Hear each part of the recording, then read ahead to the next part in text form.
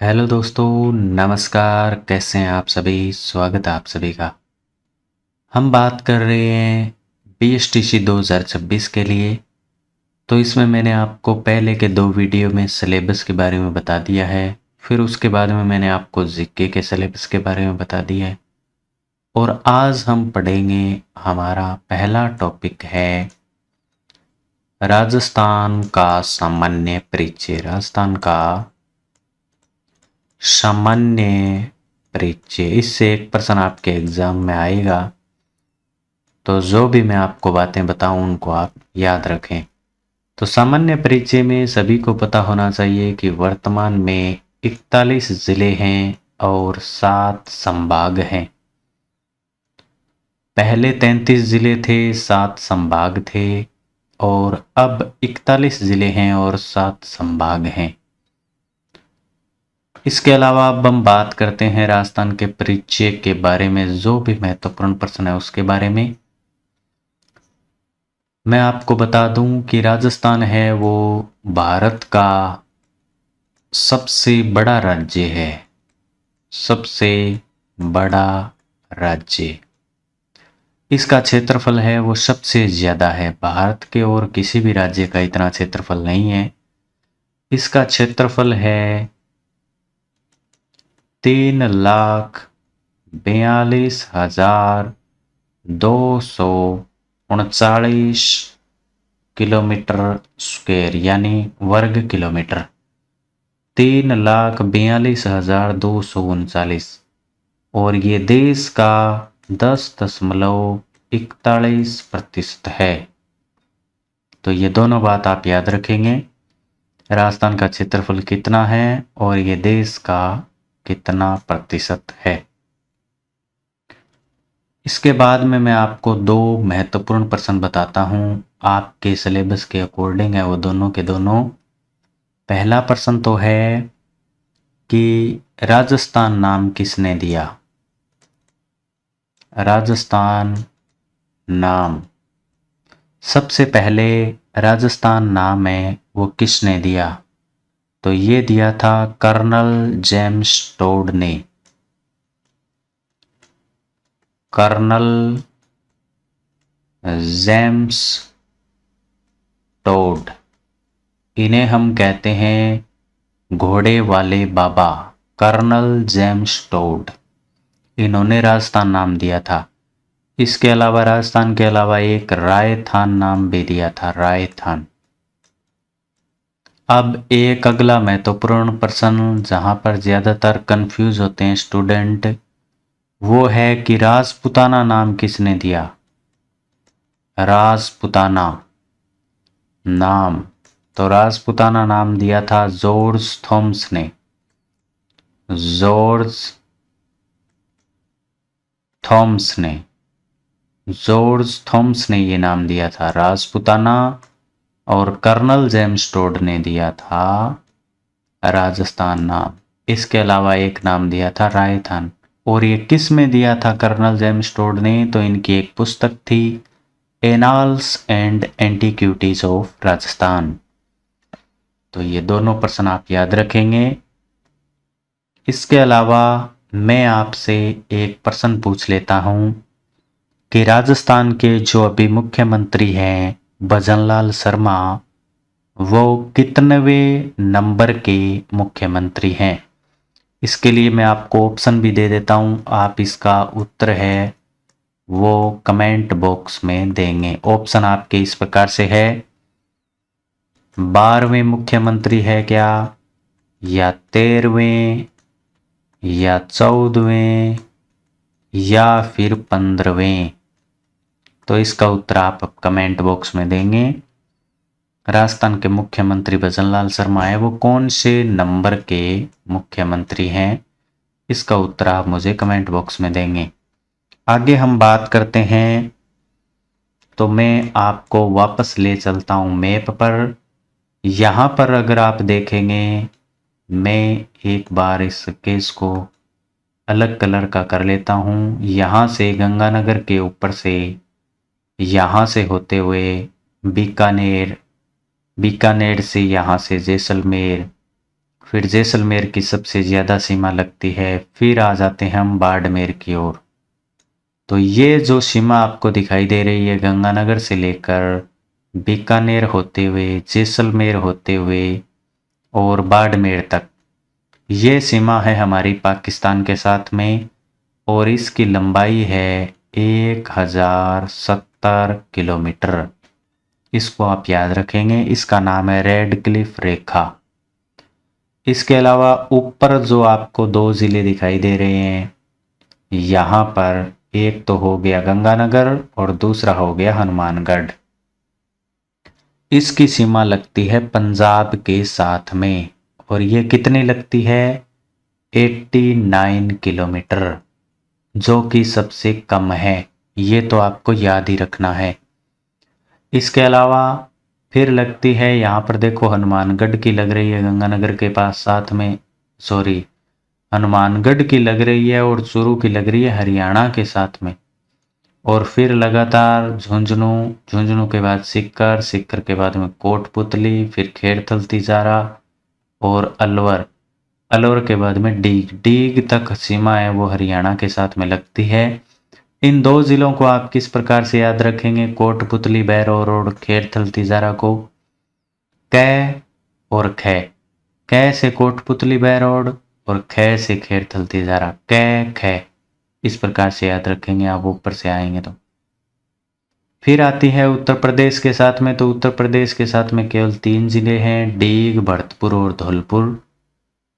फिर यहाँ से जो सबसे ज़्यादा सीमा लगती है वो मध्य प्रदेश के साथ में हमारी लगती है। ये मध्य प्रदेश है। यहाँ पर धौलपुर से लेकर करौली, सवाईमाधोपुर, कोटा, बारां, बारां से होते हुए झालावाड़, झालावाड़ से कोटा वापस लगती है। कोटा एक ऐसा है जो 2 बार सीमा बनाता है।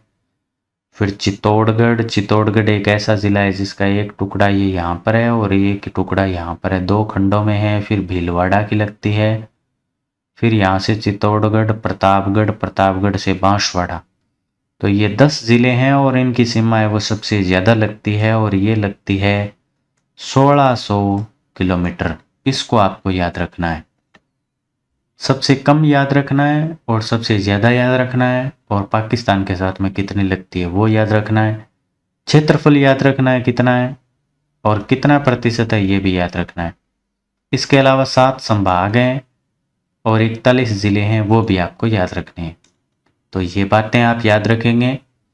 कौन से संभाग में कौन से ज़िले आते हैं ये भी याद रखना ज़रूरी है। तो यहाँ पर ऊपर ही ऊपर देखो आप, ये है बीकानेर संभाग। इस बीकानेर संभाग में आते हैं गंगानगर, हनुमानगढ़, चूरू और बीकानेर, ऊपर ऊपर के 4 ज़िले। फिर आ जाइए आप इधर नीचे, नीचे है यहाँ पर कोटा। कोटा में भी कितने आते हैं? 4। कौन कौन से? कोटा, बूंदी, बारां, झालावाड़। तो ये आप याद रखेंगे। फिर आता है यहाँ पर भरतपुर संभाग। भरतपुर संभाग में कितने आते हैं? 5। एक तो भरतपुर, एक डीग, एक धौलपुर, एक करौली और एक सवाईमाधोपुर। फिर आप आ जाइए यहाँ पर जयपुर में। जयपुर में मैं आपको बताता हूँ, तो जयपुर, जयपुर के बाद में यहाँ पर सिक्कर, सिक्कर के बाद में झुंझुनू, झुंझुनू के बाद में कोटपुतली बैरोड, खेड़थल तिजारा, अलवर और दौसा। तो 1, 2, 3, 4, 5, 6 और 7। जयपुर में कितने आते हैं? 7 ज़िले आते हैं। फिर आप, और भरतपुर में मैंने आपको बताया कितने आते हैं? 5। और इन दोनों में कितने आते हैं? 4। और इसमें भी कितने आते हैं? 4। फिर आ जाइए अजमेर में। अजमेर में कौन कौन से आते हैं? अजमेर में नागौर, डीडवाना, कुचामन, ब्यावर, भीलवाड़ा और टोंक और एक अजमेर खुद हो गया। तो ये कितने हो गए? 6। तो इसमें कितने आते हैं? 6। फिर नीचे आ जाइए। नीचे यहाँ पर उदयपुर संभाग है। उदयपुर में कौन कौन से ज़िले आते हैं? उदयपुर में आते हैं एक तो उदयपुर, उदयपुर के बाद में राजसमंद, चित्तौड़गढ़, सलूमबर जो कि उदयपुर से अलग हुआ है, डूंगरपुर, बांसवाड़ा और प्रतापगढ़। तो 3 और 3 6 और 1 7 ज़िले आते हैं। अभी आ जाइए आप जोधपुर संभाग में, जिसमें कि सबसे ज़्यादा ज़िले आते हैं।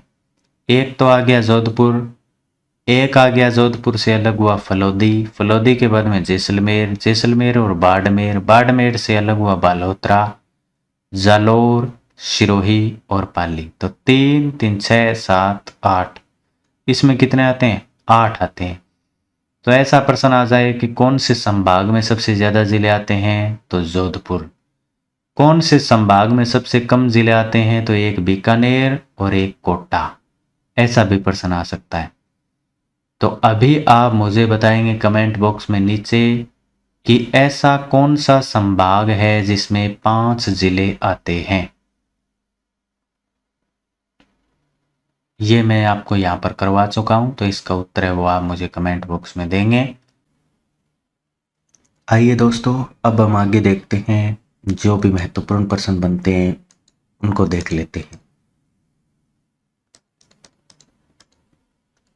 तो ये कुछ प्रश्न हैं जो वन लाइनर हैं, जो मैं आपके लिए लेकर आया हूँ, आपके एग्जाम की दृष्टि से मुझे महत्वपूर्ण लग रहे हैं, तो आप इनको जरूर याद कीजिएगा। पहला प्रश्न है, राजस्थान का प्रवेश द्वार किसे कहा जाता है? तो राजस्थान का प्रवेश द्वार भरतपुर को कहा जाता है। महुआ के पेड़ पाए जाते हैं, उदयपुर और चित्तौड़गढ़ में पाए जाते हैं। और महुआ से जो भील जनजाति है, जो आदिवासी जनजाति है, वो इससे शराब बनाती है, और ये उदयपुर और चित्तौड़गढ़ में पाए जाते हैं। राजस्थान में छप्पनिया अकाल जो है वो किस वर्ष पड़ा? तो 1956। इसमें आपको याद रखना है कि ये विक्रम संवत है। आपको वहां पर एग्जाम में ईस्वी करके ऐसे लिखा हुआ आ सकता है, तो वो नहीं करना है। 1956 विक्रम संवत जो है वो करना है आपको।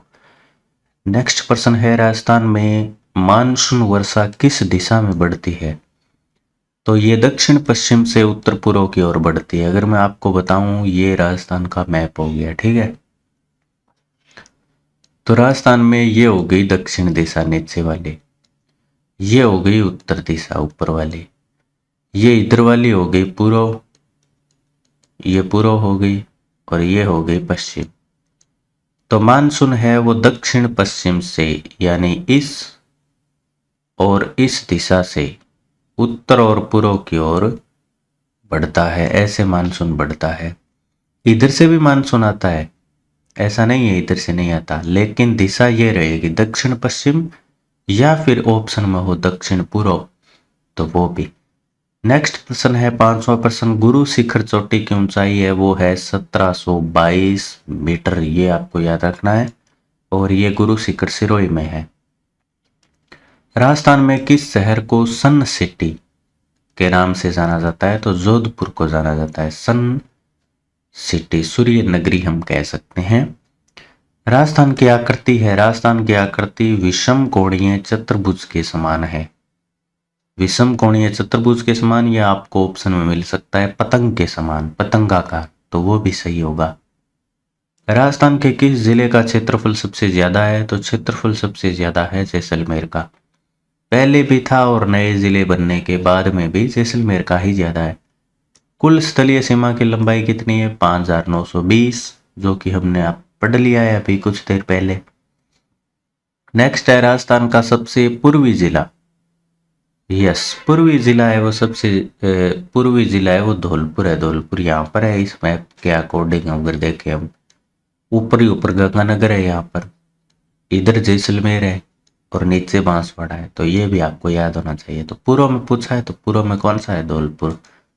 अगला प्रश्न है, राजस्थान का सांगवान कौन सा वृक्ष कहलाता है? तो रोहिड़ा कहलाता है। रोहिड़ा है वो राजस्थान का राज्य पुष्प है।